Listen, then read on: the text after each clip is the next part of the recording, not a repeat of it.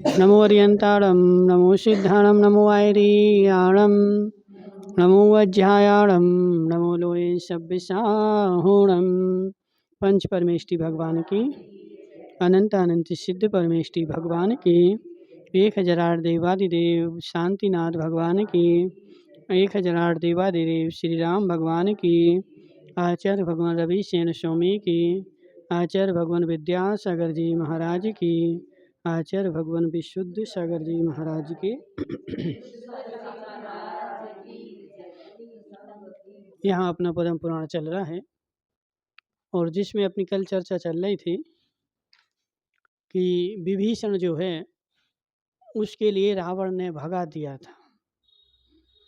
उसने रावण से बोला कि हे रावण, तुम सीता को लौटा दो और राम से मित्रता कर लो। तो रावण को क्रोध आ गया तो उसने उसको लंका से भगा दिया कि तुम जाओ। तो वो जो विभीषण है वो राम से जाके मिल गया था। तो राम भी रावण से युद्ध करने के लिए चले थे और यहाँ पर रावण ने भी अपने सारे सामंतों को बुला करके और वह भी राम से युद्ध करने के लिए आगे चल गया था। ठीक है। तो रावण के पास जो थी 4 अक्षौणी सेना थी। ठीक है। तो अब यहाँ पर आगे बात क्या चल रही है। अथानंतर मगधपति राजा शरण्यक ने गौतम गणधर से इस प्रकार पूछा कि हे सुमने, मैंने मेरे लिए अक्षौणी का प्रमाण कहिए। रावण के पास 4 अक्षौणी सेना है, भामंडल के पास 1 अक्षौणी सेना है और सुग्रीव के पास भी 1000 अक्षौणी सेना। ठीक है ना, 1000 अक्षौणी सेना है और रावण के पास 4000 अक्षौणी सेना है। तो जी अक्षौणी क्या होता है, ठीक है, जानते तुम लोग? तो यहाँ पे गौतम स्वामी बता रहे हैं। इसके उत्तर में इंद्रभूति गौतम गणधर ने कहा कि हे राजन शरणिक, सुन, मैं तेरे लिए संक्षेप से अक्षौणी का प्रमाण कहता हूँ। अब मैं तुम्हारे लिए अक्षौणी का प्रमाण कह रहा हूँ। ठीक है। हाथी, घोड़ा, रथ और पयादे, पयादे मतलब पैदल चलने वाले। ठीक है। एक सेना में जो 4 अंग होते हैं, हाथी, घोड़ा, रथ और पयादे, पयादे मतलब पैदल चलने वाले, ये 4 जो है एक सेना के अंग होते हैं। इनकी गणना करने के लिए 8 भेद प्रसिद्ध हैं। 8 भेद कौन से हैं? तुम प्रथम भेद है पत्ती, दूसरा सेना, तीसरा सेनामुख, चौथा गुल्म, 5वां वाहिनी, 6वां प्रतना, 7वां चमू, 8वां अनीकनी। अब उक्त 4 अंगों में से जिस प्रकार होते हैं उनका कथन कहते हैं।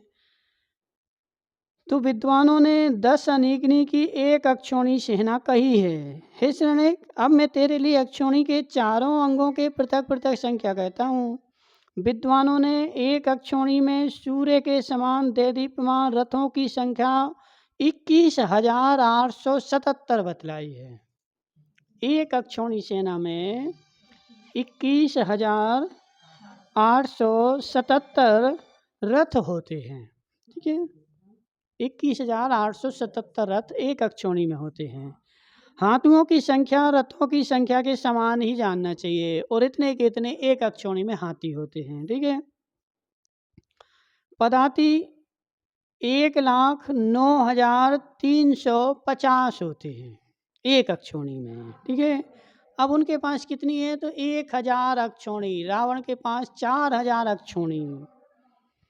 अब अपन जी स्वयं सोचो कि 4000 अक्षौणी में 1,08,000 सामान्य रूप से माने तो 1,08,09,000। ठीक है। 325 1 अक्षौणी में।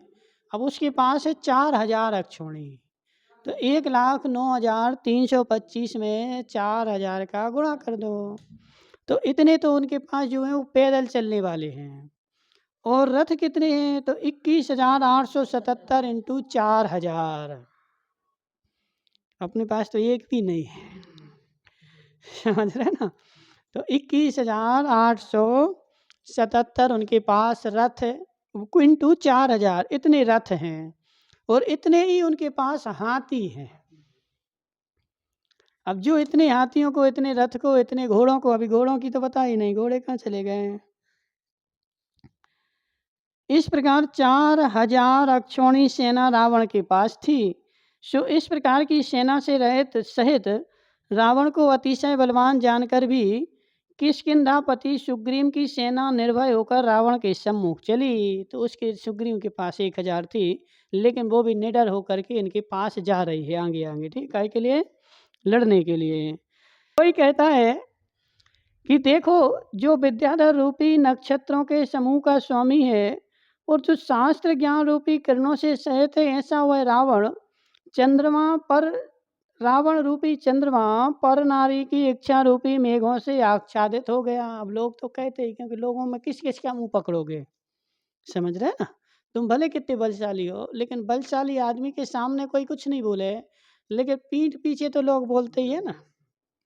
और पीठ पीछे तुम किस किस का मुंह पकड़ने जाओगे। गाय जी है ना, गाय वाली अम्मा, अब कुछ गलत काम कर दें, अब तुम तो बड़े आदमी हो, शक्तिशाली हो, तो तुम्हारे सामने तो कोई कुछ नहीं बोले, लेकिन पीठ पीछे तो गांव में चर्चा करेगी ना, जी विमल की अम्मा बोलेंगी, कुछ भी करो, तो किस किस का मुंह पकड़ने जाओगे। तो लोग यहाँ पे क्या बोल रहे हैं कि रावण की इतनी सारी संपत्ति, इतना सारा ऐश्वर्य, इतना सारी विभूति, फिर भी बेचारा पर नारी को हरने के लिए गया। कितनी इसकी तो बुद्धि भ्रष्ट हो गई थी। जिसको उत्तम कांति को धारण करने वाली 18,000 स्त्रियां हैं। अब ऐसा है नहीं है कि हो नहीं सो पकड़ने गया, 18,000 थी घर में। हाँ, और फिर भी एक सीता को लेने गया। वह एक सीता के लिए देखो शोक से शल्य युक्त हो रहा है। देखो, राक्षसों और वानरों में से किसका क्षय होता है। अब सब लोग देखते हैं, अपन लोग देखते हैं ना, जब दो आदमी चुनाव लड़ते हैं तो अपन बोलते हैं अरे ये भी बलवान है, ये भी बलवान है, कौन जीतता है। तो ऐसे राम भी बलवान है और रावण भी बलवान है। अब दोनों की सेना में से कौन जीतता है, ये अपन को देखना है। ऐसी लोग गांव में चर्चा कर रहे हैं। इस प्रकार दोनों सेनाओं के लोगों को संदेह हो रहा था। उधर वानरों की सेना में कामदेव के समान जो हनुमान था, वह अत्यंत भयंकर है। उसका शौर्य रूपी सूर्य अतिशय देदीप्यमान है। और इधर राक्षसों की सेना में इंद्रजीत सूर्य के समान है। वहाँ जो है हनुमान है, और रावण के पास जो है इंद्रजीत है। इंद्रजीत भी जो है एक भवतारी है, उसी भाव से मोक्ष गए, और हनुमान भी जो है उसी भाव से मोक्ष गए। समझ रहे ना। तो यहाँ और हनुमान का और इंद्रजीत का पराक्रम जो है वो लगभग बराबर ही है, दोनों के पास बराबर शक्ति है, ठीक है। कोई कह रहा था कि रावण की यह सेना समुद्र के समान विशाल, अत्यंत उग्र, साक्षात दैत्यों की सेना के समान है क्या, और तुम सबको धीर वीर मनुष्यों की पहचान नहीं है। कोई कह रहे थे कि विशाल दंडक वन के मध्य में महाबलवान लक्ष्मण का जो युद्ध हुआ था, और उसमें केवल अपने शरीर के तुल्य चंद्रोदय के पुत्र विरादित को पाकर उसने खरदूषण को यम का अतिथि बना दिया था।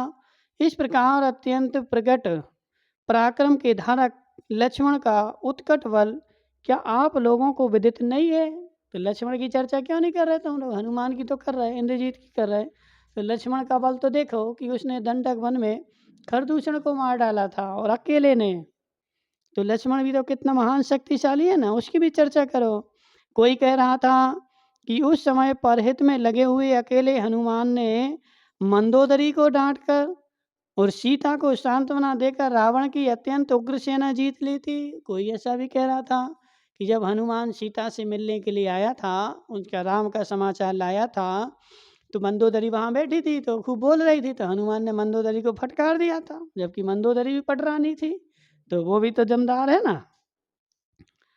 तो इस प्रकार तत्वज्ञ मनुष्यों के स्पष्ट वचन निकलने पर गर्व से भरे सम्मुख राक्षस हंसते हुए निम्नांकित वचन बोलने लगे। तो जब ऐसे सामने राक्षस बैठे थे, तो वो राक्षस भी अब निम्नांकित राक्षस वचन बोल रहे हैं।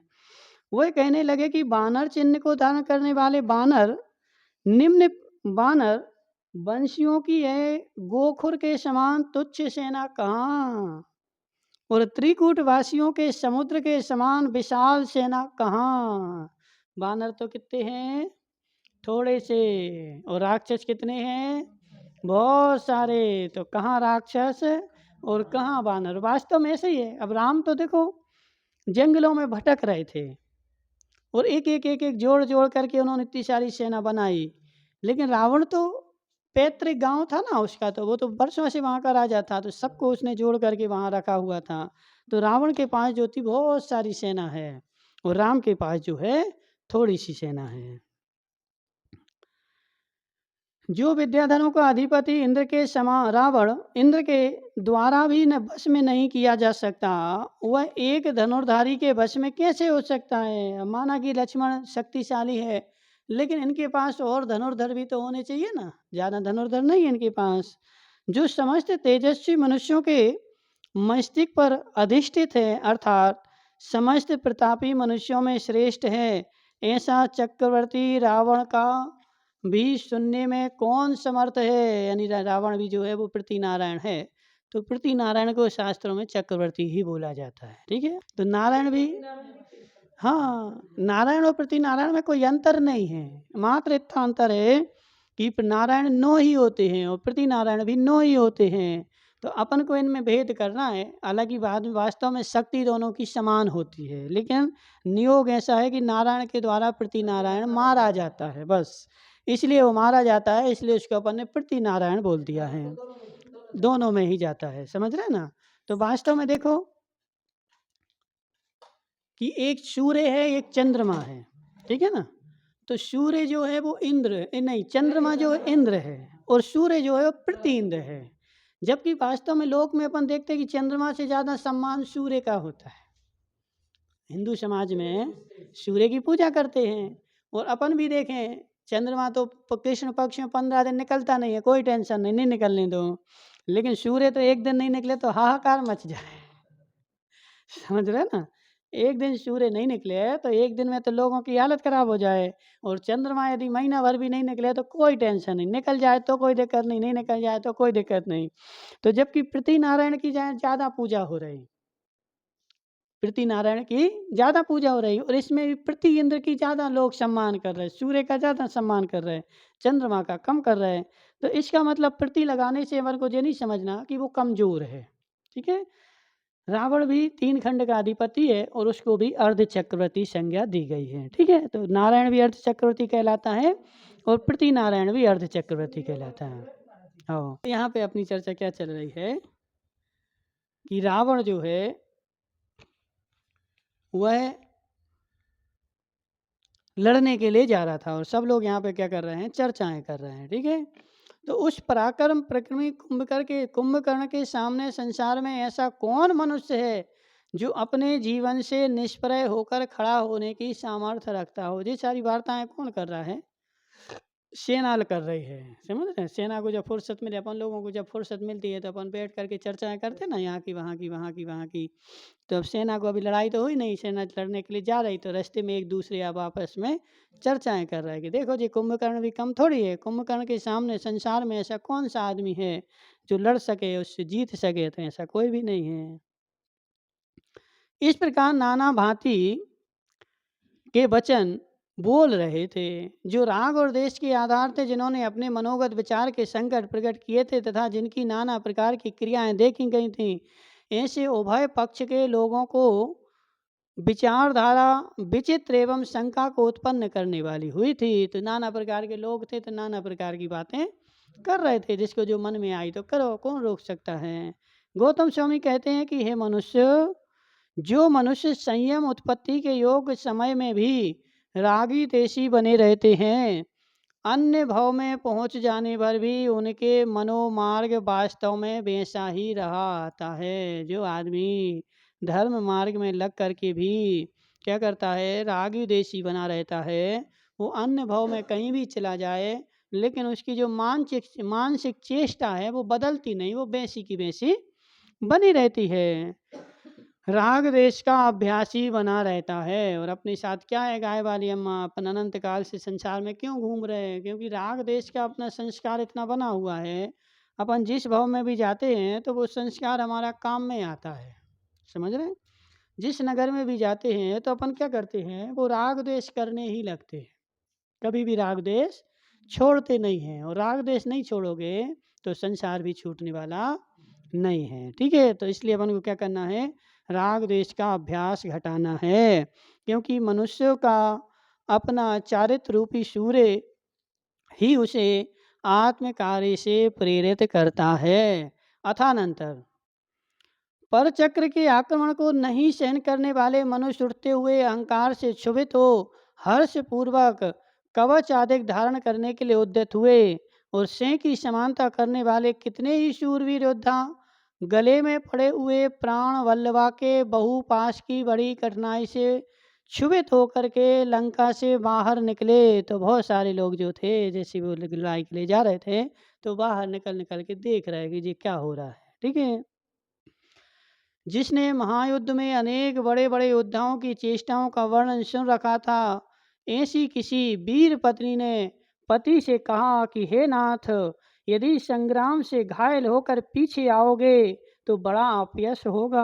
अब जो सैनिक जा रहे थे ना तो उनकी पत्नियां बोल रही कि यदि लड़ाई में तुम हारने लगे, कोई मारने लगे और तुम भर लौट करके यदि घर में आ गए तो तुम्हारा बहुत अपमान होगा। तो तुम क्या करना कि लड़ने तो जा रहे हो और अपनी गर्दन तो कटा देना लेकिन लौट के नहीं आना। ठीक है। लड़ाई में जा रहे हैं।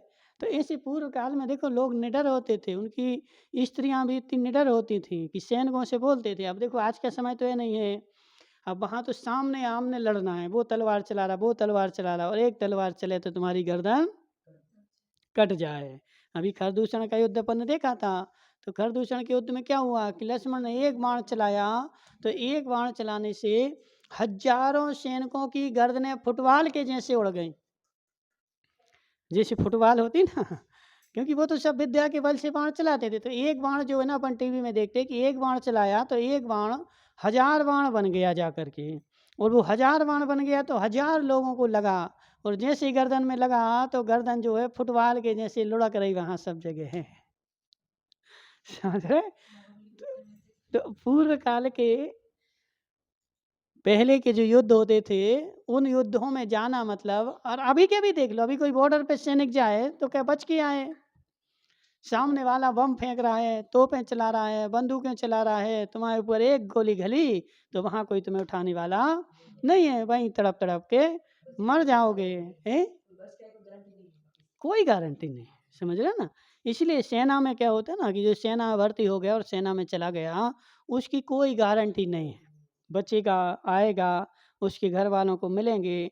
इसलिए तो फिर सरकार उनको 50-50 लाख रुपया देती है, ज़मीनें देती है, वरना कौन अपने जीवन को दांव पे लगाए। समझ रहे? सेना में भर्ती होना मतलब अपने प्राणों से हाथ धोना ही है। कोई बिरला ही आदमी ऐसा होता है जो बच के आ जाए यदि युद्ध छिड़ जाए। अभी वो अमेरिकाओं का युद्ध चल रहा है, कितने वर्षों से युद्ध चल रहा है, अमेरिका तो लड़ता ही रहता है। कुछ दिन पहले यूक्रेन से लड़ रहा था, अभी कोई और से भी लड़ने लगा है, तो लड़ रहा है। अब जब लड़ने जा रहा है तो और आदमी मरेंगे, कोई बचने वाला नहीं है। तो ऐसे युद्धों में क्या होता है ना कि वही आदमी जा सकता है जिसको मरने से डर नहीं लगता हो, जिसको डर लगता है उसका वहाँ कोई काम नहीं है। तो उनकी जो पत्नियां हैं ना वो अपने अपने पतियों को समझा रहे हैं। हो पंचम काल में तो मनुष्य भी कम ही हो गए ना। अब यदि अभी तुम भारत की जनसंख्या लगा लो तो जिनकी जो रावण और राम के पास जो सेना है ना, तो जितनी भारत की जनसंख्या है उतनी तो उनकी सेना ही थी, इतने जो लड़ाई रहे थे वहाँ पे। समझ रहे? पूरे भारत के लोग लगा दो। तो आज के समय में जनसंख्या जो है वो कम हो गई, पहले के समय में जनसंख्या ज़्यादा थी। कृष्ण के परिवार में 3 करोड़ आदमी थे। कृष्ण के परिवार में कितने आदमी थे? 3 करोड़ आदमी थे। अब कोई ऐसा एक परिवार वर्तमान में हो जिनके घर में 3 करोड़ आदमी हो? है कोई के घर में? किसी के यहाँ नहीं मिलेंगे। समझ रहे ना? तो इसलिए पहले जनसंख्या ज़्यादा थी और उसी उद्देश्य से जनसंख्या थी कि एक युद्ध वो होगा तो जनसंख्या कम हो जाएगी। समझ रहे हैं? तो हर नगर में पहले जैसे आज क्या होता है, यदि किसी के पास बच्चे कम है तो सरकार पैसा देती है उसको, और ज़्यादा है तो नहीं देती है। लेकिन पहले के समय में यदि ज़्यादा बच्चे होते थे तो सरकार पैसा देती थी। क्यों देती थी पैसा ज़्यादा? क्योंकि ज़्यादा तुम पैदा करोगे तो सैनिक ज़्यादा होंगे, और जब ज़्यादा सैनिक होंगे तो राजा ज़्यादा युद्ध लड़ पाएगा, ज़्यादा लोग मरेंगे। तो उस समय लोग ज़्यादा चाहिए पड़ते थे और उस समय जनसंख्या ज़्यादा थी और वो सब के सब जो थे मजबूत थे, कोई भी जो है कायर नहीं था। तो वो क्या बोल रहे, हे नाथ, यदि संग्राम से घायल होकर पीछे आओगे तो बड़ा अपयश होगा। ठीक है। और उसके सुनने मात्र से ही मैं प्राण छोड़ दूंगी। उसकी स्त्री बोल रही कि यदि संग्राम से लौट करके तुम दौड़े दौड़े आ गए पीठ दिखा करके, तो मैं मात्र वह वचन सुनने मात्र से अपने प्राणों को छोड़ दूंगी, क्योंकि ऐसा होने से वीर किंकरों की गर्विली पत्नियां मुझे धिक्कार देंगी। जो वीर है ना, वीर सैनिक हैं जिनके जो मर गए, उनकी पत्नियां तो हमें क्या करेंगी, धिक्कारेंगी। अरे जी इनका पति भग के आ गया था। समझ रहे ना। तो समाज में रहना है तो समाज के अनुसार तो रहना पड़े ना, समाज की लोक लाज मर्यादा सब कुछ देखना पड़े। तो ऐसे उनकी पत्नियां जो हैं अपने अपने पतियों को समझा रही हैं कि तुम प्राण तो त्याग देना लेकिन लौट के नहीं आना, ऐसे समझा रही। आगे और देखेंगे। ओम नमः सिद्धेभ्यः।